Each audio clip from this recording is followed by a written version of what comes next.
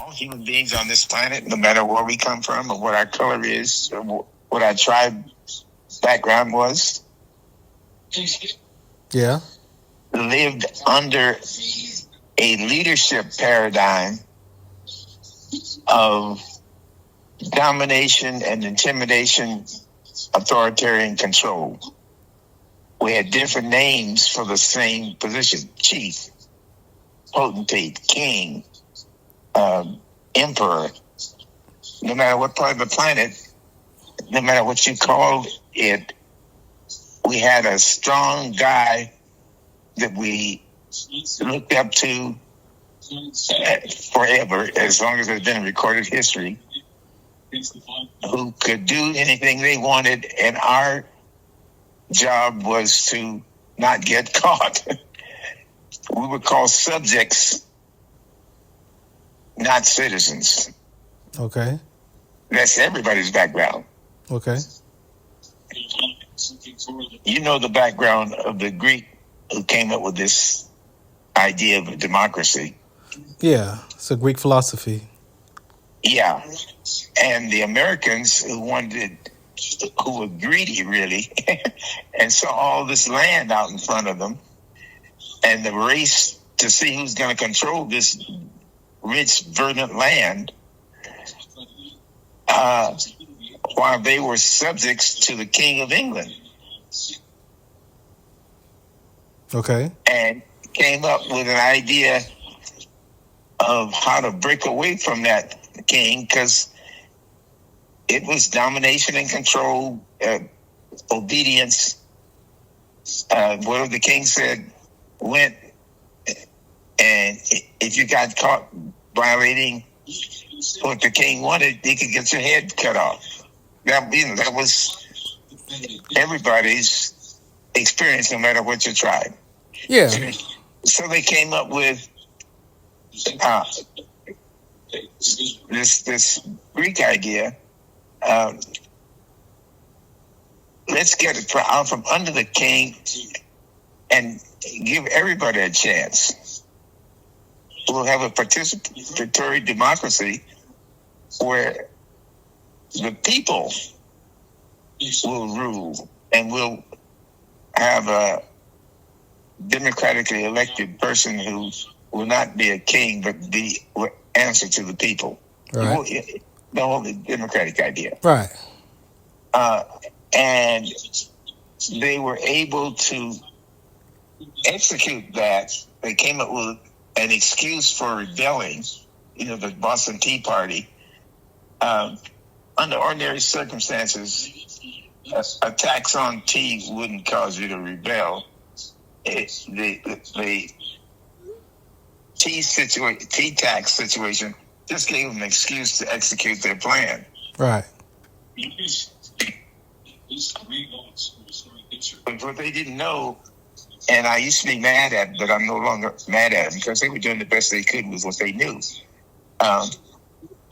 You can't impose a participatory democracy on a population whose only experience is as subjects to some strong, authoritarian, dominating, intimidating leader.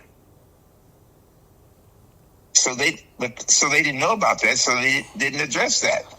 They tried to impose a democratic, participatory democracy on a population who for 1,000 years had only experienced domination and intimidation by a leader, no matter which country they immigrated from. Okay, so then today, what's the process of this whole getting? Okay, so that's what I'm getting to. Okay, but it happened in stages. The Southerners who owned slaves said, we don't want any participatory democracy. We got more slaves than we have, because Thomas Jefferson came up with all men are created equal. We got more slaves than there are white people down here. We don't. Not everybody's equal. And the North kind of did a wink and a nod. Okay, do your thing down there. We'll pursue this participatory democracy on our own, and that led to the Civil War. But the point is, the slaves under slavery only had a slightly more severe example of what they already had in the first place. They grew up in a culture of strong authoritarian kings. And as a matter of fact, some of the slaves were slaves because a superior tribe captured them and made money off of sending their tribe into slavery. Right. So what I'm saying is that's the background everybody comes from. Right. And we are still struggling because of that initial error, which is assuming that what it takes to become a participating citizen is just a proclamation or an announcement. Okay, you're free. You're a citizen. You can vote. Yeah, with no guidance. With no guidance, and we have, and the failure to diagnose that means we've for 250 years been struggling to try to improve this more perfect union, but you haven't properly diagnosed the problem. 70% of us are still subjects. Mm. The romantic historians want to tell a romantic story about the success of this model, and I'm not challenging the success of the model. It's better than any other model, but it's flawed. Probably other flaws, but one flaw that I'm strongly aware of is we have not provided the education, the cultivation of an education that transforms us from subject to citizen. Which is what? Now we get to our curriculum. Organized, systematic thinking and planning on our own to solve our own problems. Empowering dialogue skills, where we learn to speak without offending and listen without defending. Mm-hmm. And one of the most egregious injuries, Farron, that doesn't get diagnosed is we who are at the bottom of the totem pole in terms of becoming participatory citizens mm-hmm. are most egregious at speaking in an offensive way, which causes our listeners to become defensive. So, blue-collar workers, sailors, and all minorities, all excluded minorities, curse. So the language is definitely a fracture. Oh, the language is crucial. The move towards civilization of the humankind is wrapped up in the development of language. Right. And including a written language. All the sciences and mathematics depend upon a written language. You can't have science and mathematics without a written language. How do you speak a quadratic equation? You understand what I'm saying? Right. So I remember you saying that it's kind of, I was thinking about that kind of like your dad who grew up learning how to read the Bible for his language on paper, kind of. Well, but that was ahead of everybody else in the community because none of them could read. Right. And he was a leader because he could read. The sub-Saharan tribes did not have a written language. And the Americas, North or South America, did not have a written language. The thing that enabled the white man, starting with the Greeks, to gain an upper hand and capture the world was they had a head start on a written language. Oh yeah, when the Roman Empire took over the Greek libraries and stuff. Yeah, But what was happening at the same time is in India and China, they had a written language, even older than the Greek. Mm. And so it took a while for the Europeans to subjugate them. But if you look at the intellectual community now, Asians and East Indians are the brightest people on the planet. Right, because they've had written language. They had written language a long time ago. A 2,000-year head start, even on Europe. So how do we get the next generation involved in politics and? Well, so step one is helping the excluded become aware that they have the necessities to fully participate. They just need to cultivate the skills that enable them to do it. Now they're already included, but they don't realize it. So how we talk excludes us. Everyone is born with the ability to learn, to grow, and to aspire. And as a result of that aspiration to create, I watch a lot of television, and we have evidence, science have evidence that other animals dream, because you can see your dog as they're sleeping, and sometimes they're dreaming, right? Yeah. But only humans can aspire. Aspiration is a step above just dreaming. Aspiration includes intention. Gotcha. So we can have a dream and go, okay, I think I'll pursue this. Right. We're the only creature that can do that. And that puts us ahead of everybody. And everybody has that ability. And one of the ways that the dominating authoritarian leader seeks to keep control is to diminish your aspirations. Yeah. Only I can do this. This guy that they just put in the White House. Oh, I'm in the wars in first day, 24 hours. Yeah. Oh, okay, I don't have to do it today. He's going to take care of everything for me. And what his agenda is, his own personal family fortune. So the children have to grow up in an environment where they're included in the conversation. And the both children and their parents need to be taught this information that you and I have been fortunate enough to discover ahead of the curve. Right. And when people overcome their doubts about their abilities and are given skills to pursue their aspirations, you transform the culture.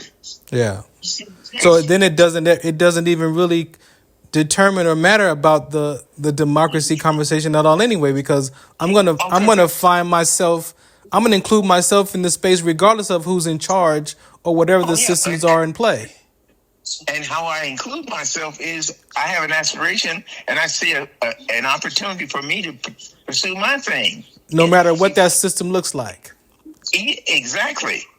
And so you get creativity, and most people in this United States work for small businesses, somebody's aspiration, small aspiration, not the giant ones. You understand what I'm saying? Yeah. And you, when you free up the awareness, you free up the aspirations of the citizens, of the people, and the people start participating as citizens instead of waiting for the leader to tell them what to do. Right. And that changes the whole culture. And that changes the whole culture. And speeds up the progress and the wealth of the whole culture. instead of plugging, when I was in high school, the advice was plastics. The future is plastics. So take the classes where you can study science and get in. And what year was that? In the 40s and 50s. Okay. Because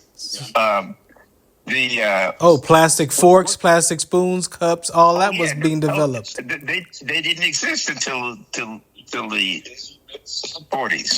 Right. The war brought a lot of that on, and of course the unexpected consequence of the plastic is polluting the ocean because the damn plastic doesn't deteriorate. Oh yeah, that part. Yeah, that's a whole nother conversation. Yeah. So what happens? So what happens if in a world of everybody's experiences included? Then what does the government system look like then? If everybody's included, that's part of what we'll get to discover. But if you think about it, certainly there'll be some unintended consequences. But one of the predictable positive consequences is greater harmony, because the disharmony is perpetuated by predators who have their own agenda and say, "Don't you see what your problem is? It's that tribe over there." So the harmonious conversations of inclusion, then we would. So we curse one another out and listen defensively and don't get along. So the phrase of everybody, why can't everybody get along, is because there's no harmony in how we listen. Because people haven't learned how to listen. They haven't learned the power of listening. If you have a background of no written language, just a spoken language, the skills that are cultivated and elevated are spoken skills. Right. So everything from trash talking to preaching. You understand what I'm saying? Right. That's what we do very well. Right. And when the truth is told, we grew up intimidated by the written language because we get a late start. We have a late start in terms of centuries for our culture, but for each individual family, the only printed material in my household as a child was the Bible. Right. All right. Milo is growing up in a household with more than 1,000 books. Okay. Yeah, so he's got language. He knows definitions. He showed up at school and blew the teacher's mind. He can describe his feelings more effective. Yes, absolutely. And everybody admires him. I mean, other students. And early on, a teacher picked up on it so that he didn't feel bored and become a troublemaker. She enrolled him to help her teach other kids how to read. Okay. And he's been flying ever since. All right. So I get it. So definitely creating a harmonious community or culture, or even create a harmonious household. Yes. First you got to be harmonious with yourself first, though. Because that's what I learned at IPS. We started out. You can pursue your interests here, and then I discovered nobody knew what they were interested in because nobody had a sense of self. Sense of self. There has to be somebody's home to be interested in something external. Right. What these rich kids I learned had done was they discovered that if I say something impressive, adults will quit asking me what do I want to be when I grow up. Right. So they pick impressive. Oh, I want to be a neurosurgeon. Oh, great! This kid's gonna be just fine. Right. If the kid told the truth and said, "I don't know," every adult you encountered bombarded you with ideas, and their ideas and opinions. Yeah, exactly. Okay. And you felt guilty for not knowing what you wanted to be when you grew up. The guilt and the shame and embarrassment. Exactly. And so when I not only turn to kids to help them to find a self using meditation and self-reflection, et cetera, long before it was called mindfulness. This was in the 70s. And only to find that my faculty were threatened because they didn't know what I was doing in my classroom. Right. And only for me to discover that every one of them had dysfunctional households. Right. Because they had been raised in the old system. They didn't know who they were. They were putting on an act. Right. Okay. Well, I'll go from there. And then, to be continued. Yeah, okay. To be continued. Thank you, Caldwell. Okay. All right. Take care. Okay. Bye-bye.